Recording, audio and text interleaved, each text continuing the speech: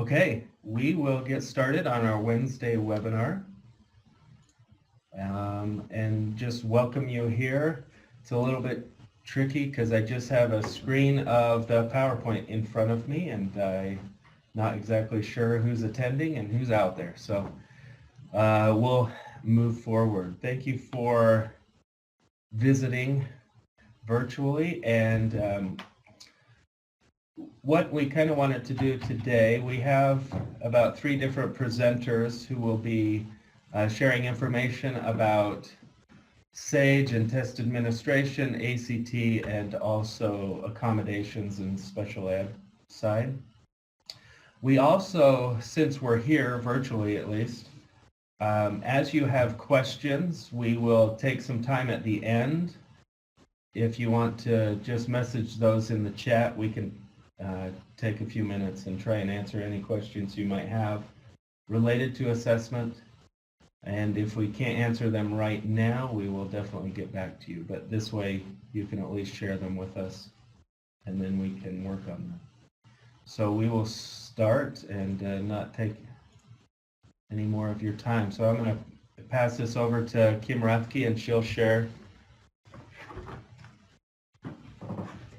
Hello, everybody. Obviously, I'm just the reminder person. Most of you have seen this hopefully multiple times in your AD memos, and in the last AD meeting we've started to do this. And I don't know why your slide is not.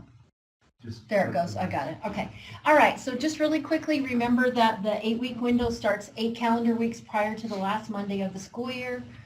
You should have already submitted this in your testing plan in September. We're still waiting for one school to submit. They know who they are. Please make sure that you're also verifying and monitoring your school level assessment windows to make sure all the schools know, when they're testing. As an additional little aside to that, we are doing assessment observations again this year. I just sent an email out to the lucky districts and charter schools that were selected. And so we're asking you to get back to us as soon as possible with the school names and where we're going to be observing. If you didn't get the email from me, you're not one of the schools or districts. So you were not a winner.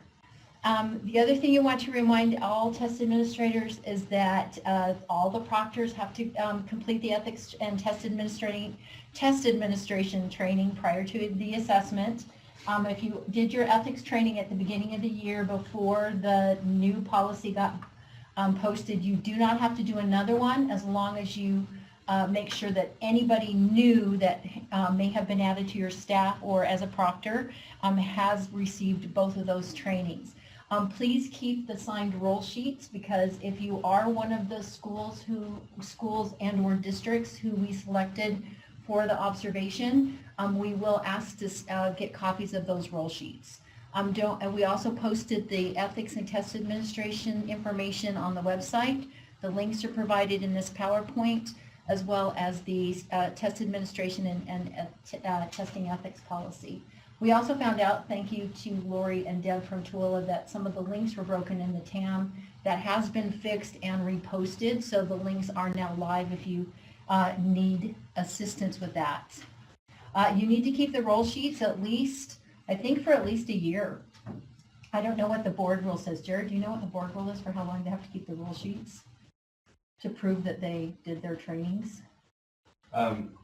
There isn't a set time. There isn't a set time. Cover them if there's any questions. There isn't a set time, but you want to just make sure you have them long enough to get, in case there's a question. So I would keep them, through the end of a testing, through the end of the year, and maybe through next year. I don't know. That I would say a year. There isn't anything in board rule, but that's a good question, Cindy. Also remember that the SAGE winter window closes at the end of the day on Friday. That is this Friday, March 9th. And at that time, every single test that has been started but not submitted is going to be force completed, and that includes every single SAGE benchmark module, the SAGE interim, and anybody who did mid-year SAGE summative tests. And students will not be able to go back into these tests after the window closes. The training tests will be available, just so you're aware, and reporting will still be available. So if you need to look at reports, the ORS system will still be up, but no and airways as well, but no tests are going to be available. Another quick reminder that there is no more SAGE interim after March 9th, but the benchmark modules will launch again until June 18th with the SAGE Spring Summative as well as but interim is gone. Also, if you are planning on using writing with grades 9 and 10, all the writing tests for grades 9, 10 have to be submitted and completed by March 9th. Otherwise, you just need to follow the rules. Remember, grades 9 and 10, there is no required writing, but some districts and or charters decided to go ahead and include 9, 10, but that has to be completed by this Friday. And once again, SAGE testing will be offline through end of day March 9th, which is already beginning March 10th, and will relaunch on March 20th. Another little quick aside that you need to be aware of too, they're going, AIR needs to take TIDE offline on all day, only one day on March 15th. They have some work they want to get done prior to that so that everybody still has time to do that. But on March 15th, it will not be available. Quick reminder, you want to make sure that all the computers are using the correct secure browser.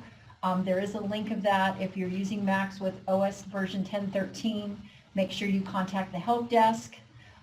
Please, please, please ask teachers to use the training test, particularly for TIDES, any kind of accommodation settings that are in there. And make sure that, and remember, the only way to tell if it's working correctly so that it's not happening on the day of testing is to make sure that they actually log in and test it on the testing session, during the testing session. It's critical that everybody does that. I think that's everything I had. Anybody have any questions, please put them in the chat box and I'll be happy to answer them. But everybody go forth and test. Here we go. We're all ready. Keep your arms and legs inside the car, everybody, because here we go.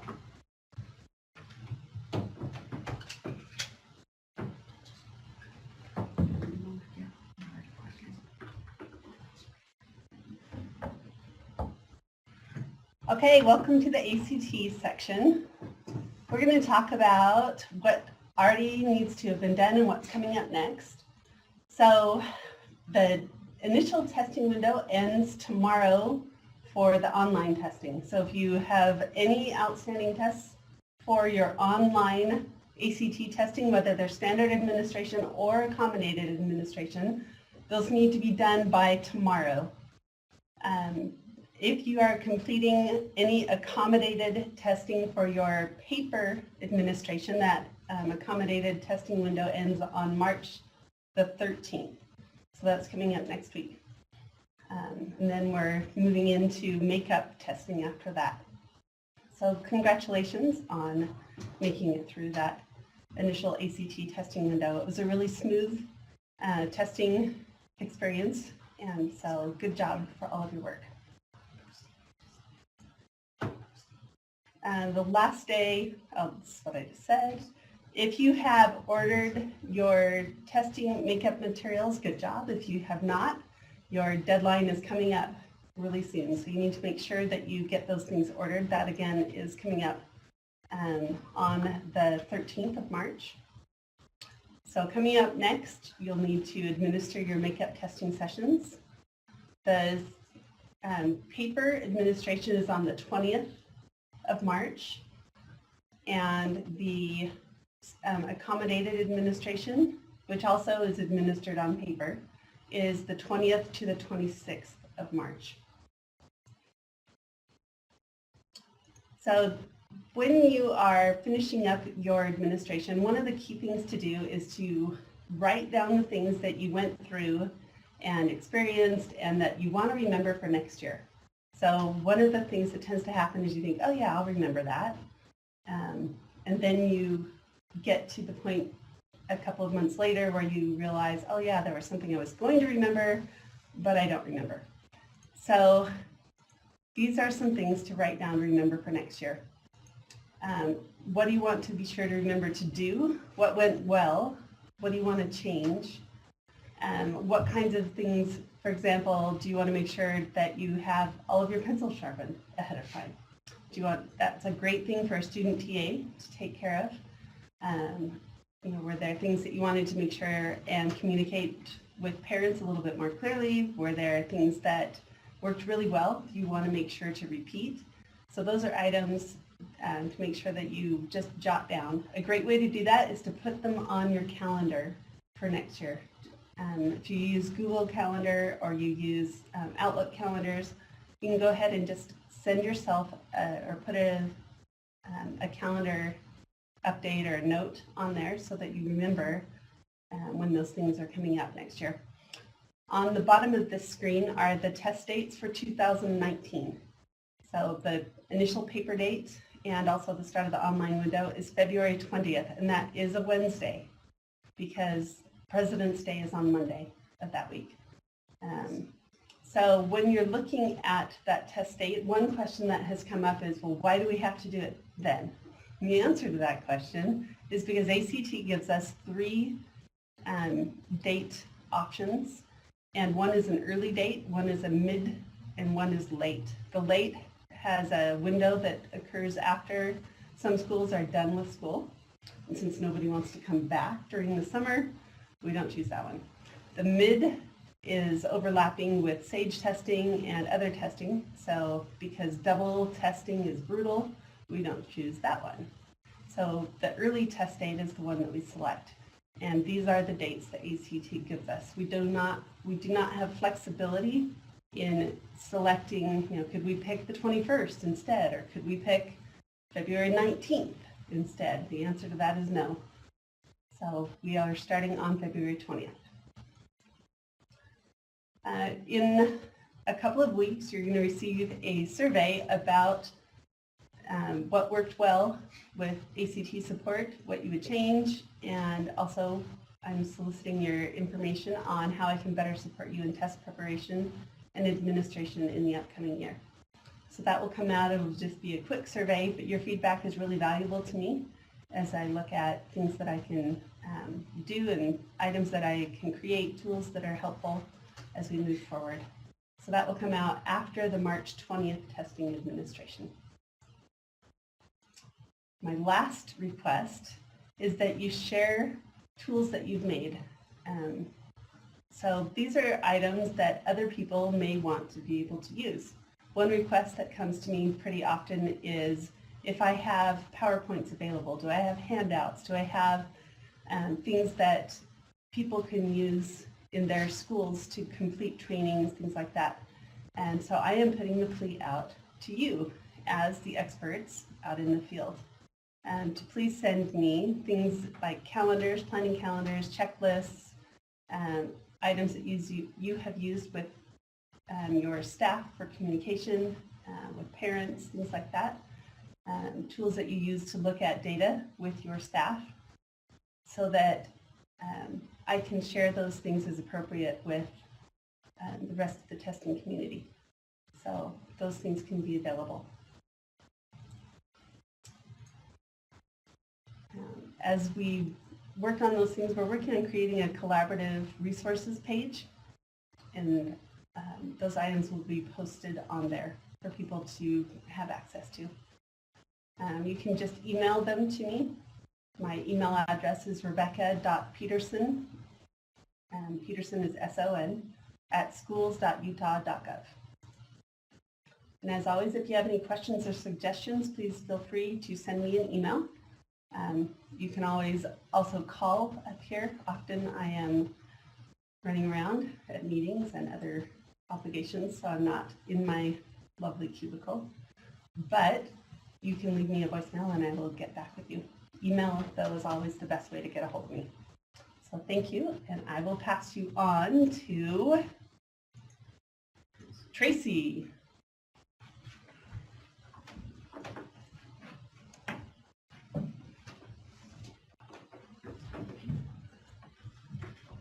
Okay, Tracy, if you want to, Tracy's outside the office right now, so if she wants to unmute and just guide me through when you want the slides changed.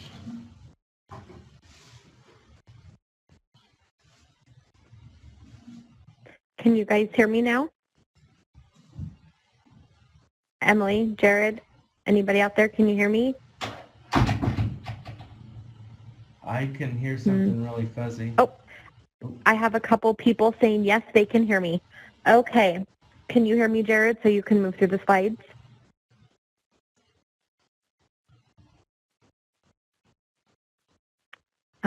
Emily, I don't know if Jared can hear me. Sorry, I'm having a hard time hearing. Let me just... Let's see. I'm home with a sick kiddo today, so we're doing this remotely. Let's see, what if I just type slide in the chat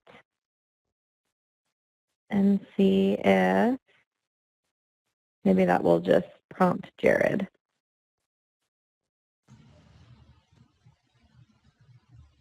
Tracy, can you say something one more time so we can make sure we Yes. I hear Emily. If I just type slide, can you hear me now? Or if I type slide, will that prompt you to move? I can hear you. We can hear you now. Oh, okay, perfect. It helps to turn up our speakers. Okay. Okay, so I am going to talk to some DLM and UA administration really quickly for you, so you can go ahead and move slides. Okay. So our DLM and UA window opens next week on Monday, March 12th, and that window will run until June 8th. And remember, DLM is just English language arts and math, and then UA is our science. And so those science tasks are completed outside of the DLM system. And Emily Berry will typically send a spreadsheet to you through Move It to input those UA scores. So just stay tuned as we move through the window. We'll get more information on that for you. And go ahead, next slide. When will the test sessions be loaded? Great question, Carolyn. So the window opens on Monday, so that's when you'll be able to get into test management and actually see test sessions loaded for students.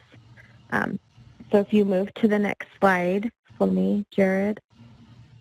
So the things that have to be completed in order for those testing sessions to show up in that test management tab is teachers need to complete their training to access that, and they need to accept the security agreement.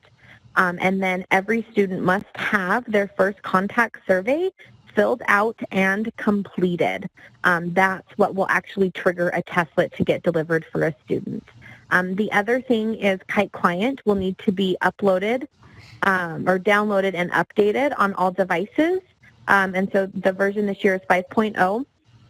Typically, if you have downloaded Kite Client on whether it's an iPad, Chromebook, laptop, or desktop, when the teachers first launch that, if it hasn't been updated, it should prompt for an update. But you do need that updated on the devices that students will test on. And then what date do you expect to send DLM UA spreadsheets? So the spreadsheet will only be for UA. Great question, Rob. I will get back to you on that. I don't know when Emily plans to do that. Typically, I think David would send those out a little bit later in the testing window. And so what he used to do is we pull that list from those students coming into DLM, and we'll have that sent to you. So just stay tuned. We'll get more information out to you probably by the end of March or April on kind of what our plan is with that. Okay, next slide. Okay, so moving on to SAGE accommodations. So we have what are considered to be our 7 accommodations for students within SAGE. So we have Braille, calculation device or computation table for 6th graders only during the calculator section, large print or standard size paper, scribe, sign language, and visual representations. Okay, so those would be the 7 accommodations that a student would have indicated in their IEP that will prompt you to indicate accommodated in TIDE for a student. So as you can see, I gave you a screenshot here. Some of these things have to be actually triggered or turned on within Tide for a student. For example, Braille has to be turned on. This year, you will be able to indicate whether a student is going to be using UEB or Nemeth for Math Braille. Large print and standard size paper is the print on request. That has to be triggered. And then if you have students who will be using Scribe, you need to indicate that and turn that on as well. And then I will set permissive, turn on permissive mode if a student is using a third-party assistive technology device. And visual representations are something that is provided outside the system. When will the SAGE special codes option at Data Gateway give students who have exited the school? Brandon Thacker, that's a good question. Jared, I'm going to look do you into understand? it. I'll look Okay, into so Jared will I need to talk with Aaron Bruff as well with Data Gateway. And okay. then we'll get that out. I'll plan on having information about that at the, well, hopefully sooner, but no later than the assessment director meeting next week. Okay, perfect.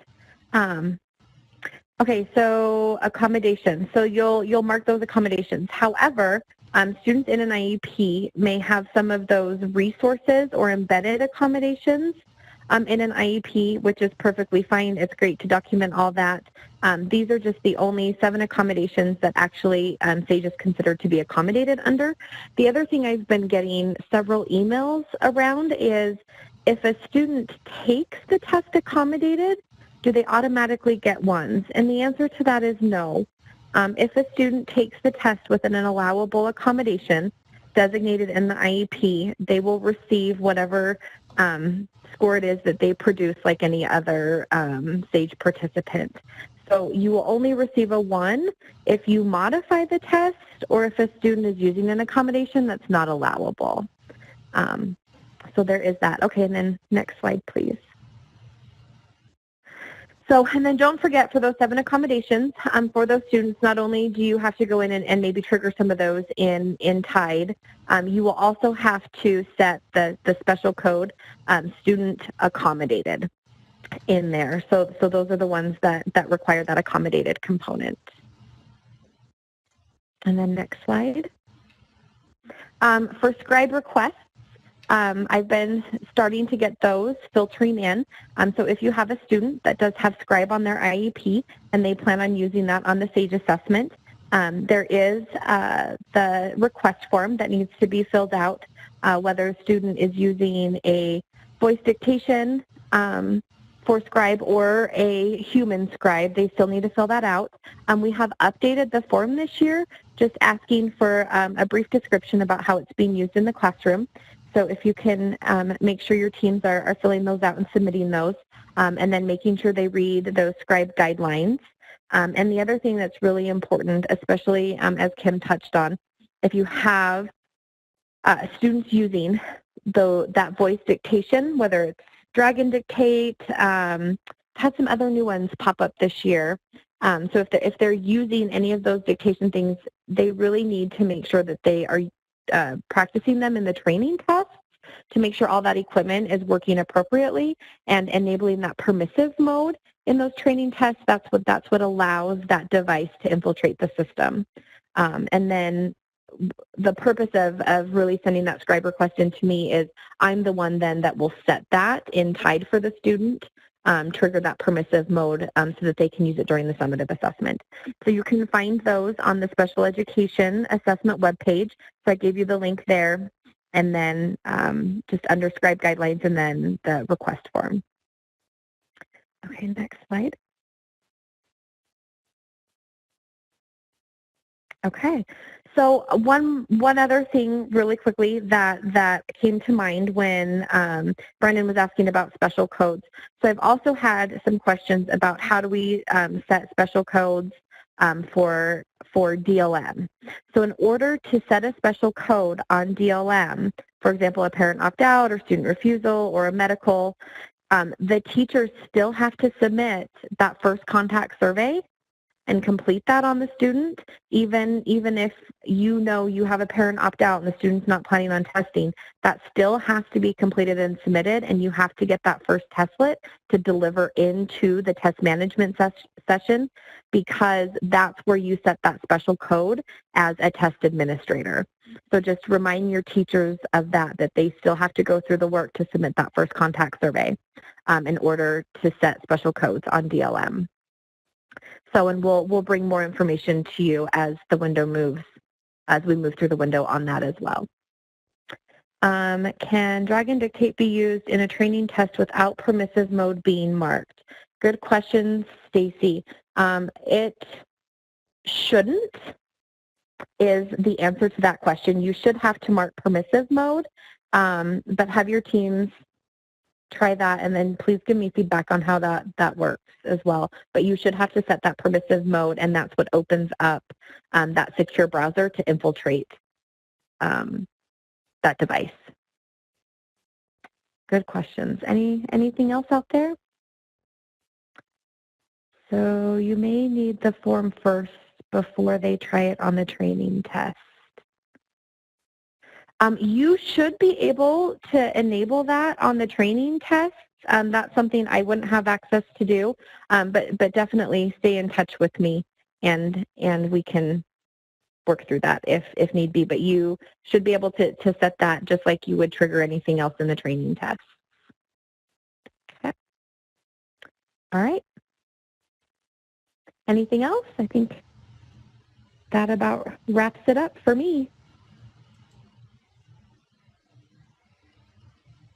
Okay. Okay, I'm handing it back to you, Jared. All right, thanks, Tracy. So that is all we had for today's webinar.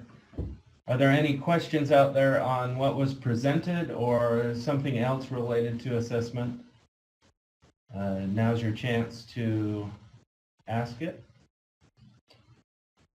Otherwise, hope you have a great day and enjoy your afternoon.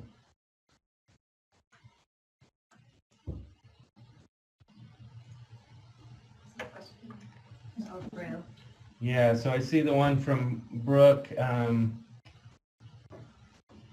Do we need to have us come and set up the embossers for Sage? We're working through that, working with Tracy to set those up. We haven't been as intense about it if the embosser has already been set up at a particular school, but if it's new to that school, we would like to come out and set it up and help you try and make sure it's working. Hey, Jared, can you guys hear me? Yes. Brooke, would you send me an email? I've been working through that list this week and trying to contact everybody. So if you'll just send me an email, what school it's at, and maybe the grade of the kiddo, that's all the information I need, and I'll get in touch with you and we'll work something out.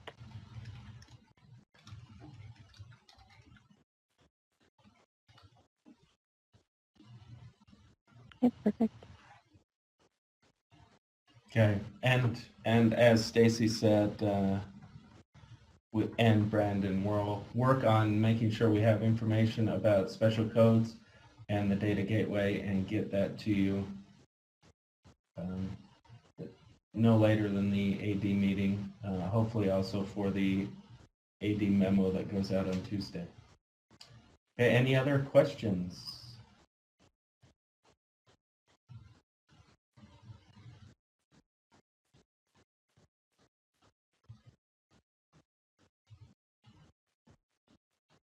Let's see, I'm looking at the question from Emily. There were things that were different in the trainings as far as having posters up. How do you want us to handle that? Well, it depends on the specifics of it. Really, it's if the poster gives any kind of clue or information to the student on potential answers to the SAGE questions, then they need to be covered up or taken down. If they're generic, such as math is awesome, then they're fine. But if they're giving specific algorithms and various hints and clues, those should be covered up. Hopefully that answers it. If it doesn't, please send us an email or give us a call and we could talk more about the specifics. We did have kind of that weird thing with testing ethics where we had kind of the old version happening at the beginning of the year, and then mid-year we had this newer version. The board had said you don't have to retrain people if they've been trained. So that's that. So please let us know. Has the writing portion of the test changed this year? Not quite sure what you mean by that. Each student, so grades 9 and 10 are not required, as Kim mentioned, to take the writing portion. And actually for grades 9 and 10, the writing portion will not be available in the spring.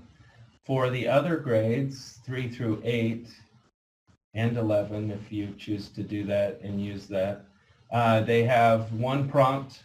Each student will have one prompt, and those prompts will be randomized within the class. I'm hoping that's what you're asking. If that's not, please let me know. So there will be writing. Okay, great. Any other questions? Giving you some think time. But as always, please let us know as you have questions, and we'll try and respond to those as quickly as possible. And thanks again for attending.